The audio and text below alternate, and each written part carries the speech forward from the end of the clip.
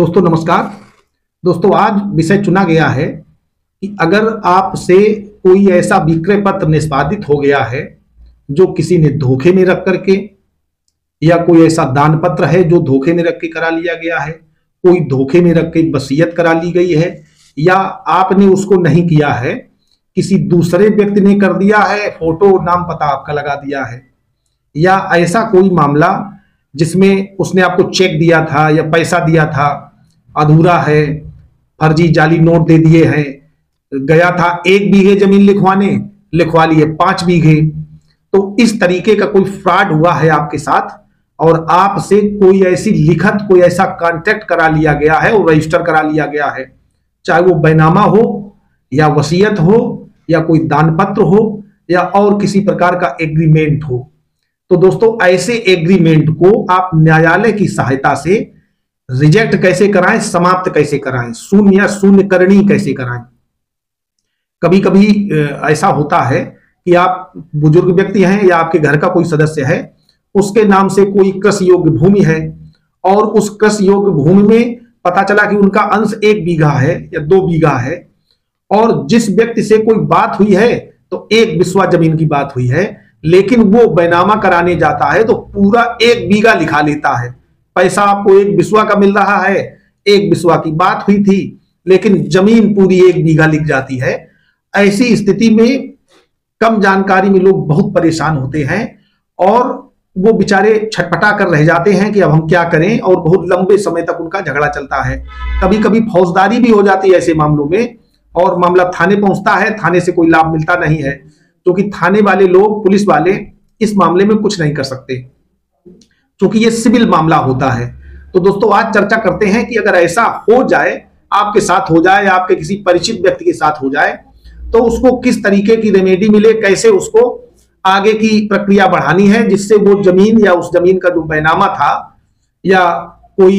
वसीयत थी या कोई दान पत्र था, तो वो कैंसिल हो करके, माने उस दान पत्र को या वसीयत को, बैनामे को निरस्त करवा करके फिर जमीन पूर्व की भांति उसी व्यक्ति के नाम आ जाए जिस व्यक्ति की वो जमीन थी। और अगर इसी दौरान जिस व्यक्ति ने ऐसा डॉक्यूमेंट फर्जी बनवाया है वो या तो म्यूटेशन करा लेता है राजस्व अधिकारियों से मिलकर के, या उस जगह पर कब्जा करने का प्रयास करता है, और या एक और स्थिति हो जाती है कि उस व्यक्ति की मृत्यु हो जाती है जिस व्यक्ति ने वो बैनामा किया था। माने कोई बुजुर्ग व्यक्ति है, वसीयत कर दी और वसीयत वो फर्जी थी, उनकी कोई कंसेंट नहीं थी, वो किसी और को वसीयत करना चाहते थे, किसी और ने करा ली और इसी दौरान वसीयत के बाद उनकी मृत्यु हो गई।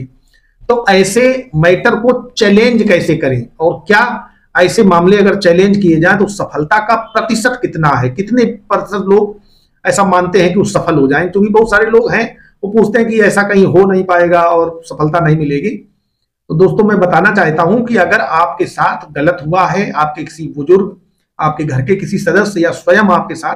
कोई इस तरीके का व्यवहार हुआ है, तो बिना डरे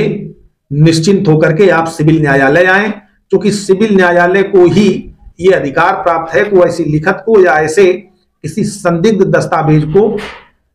घोषित कर दे कि ये शून्य है या शून्यकरणीय है। इसको शून्य घोषित किया जाता है और उसको रद्द कर दे और उसकी सूचना भी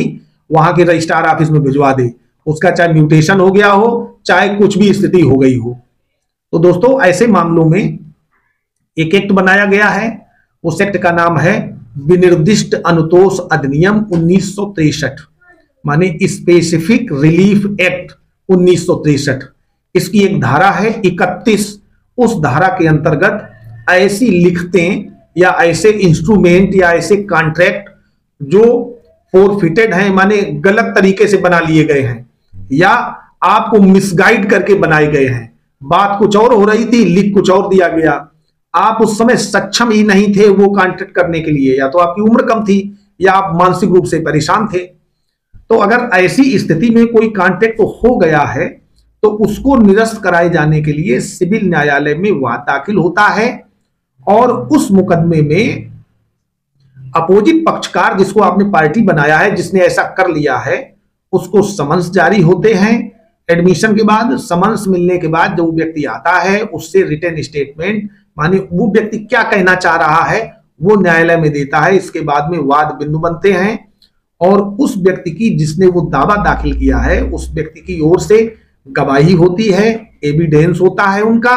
और एविडेंस होने के बाद अपोजिट पार्टी का एविडेंस होता है, फिर अंतिम बहस होती है और बहस के बाद जजमेंट आता है। केवल इतनी प्रक्रिया है। अगर मामला बहुत लेट हो रहा हो तो अपने राज्य के उच्च न्यायालय से एक आर्टिकल 227 कॉन्स्टिट्यूशन ऑफ इंडिया में आप रिट दाखिल करके एक्स माने जल्दी त्वरित विचारण के लिए एक्सपेडिटली आप एक रिट पारित करा सकते हैं, जिसमें टाइम लिमिट बना दी जाएगी कि इतने दिनों में इसका डिस्पोजल होना है। तो दोस्तों बहुत जल्दी आप उस बात को कि अगर कोई फर्जी मामला है तो उसमें जब आप एविडेंस कराएंगे तो एविडेंस आपका आएगा कि क्या मामला है। एविडेंस का मतलब होता है आपके गवाह, क्योंकि इसमें कोई सरकारी गवाह नहीं आते, ना कोई सरकार से लेना देना होता, ये प्राइवेट मुकदमा होता, आपको स्वयं लड़ना है। तो जब आपको स्वयं लड़ना है, आपके मिलने जुलने वाले हैं वो सभी लोग हैं जिन्होंने आपकी बात का सपोर्ट करें और वो घटना देखी है। उन लोगों की जब आप गवाही करा देते हैं, सत्यता सामने आ जाती है, तो ऐसे बैनामे या ऐसे दान पत्र, ऐसी वसीयत जो फर्जी है, कूट रचित है, गलत तरीके से बनवा ली गई है, निरस्त हो जाती है। मैंने कई वसीयतें, कई दान पत्र और कई बैनामे निरस्त करवाए हैं। बिना घबराए आप लोग आ सकते हैं और कोर्ट में थोड़ी मेहनत करनी पड़ती है दोस्तों। जमीन जायदाद का मामला होता है, मेहनत तो होती ही है। इतना इजी तरीके से जितना लोग कह देते हैं उतना इजी तो नहीं है उसको करवाना, लेकिन फिर भी जिस व्यक्ति का हित सदा होता है, जिस व्यक्ति ने उसमें पैसा लगाया है या जिसकी पैतृक संपत्ति है, उस व्यक्ति का हित निहित होता है और वो उसको जरूर लड़ता है। कोई ऐसा नहीं है जो अपनी संपत्ति को छोड़ दे, और छोड़ना भी नहीं चाहिए, ये तो अकर्मण्यता साबित होती है। तो दोस्तों मेरा कहने का आशय है कि अगर इस तरीके का कोई, इसमें बहुत सारी रूलिंग है, बहुत सारे मामलों में अलग अलग है। जैसे वसीयत पर है कि वसीयत संदिग्ध है,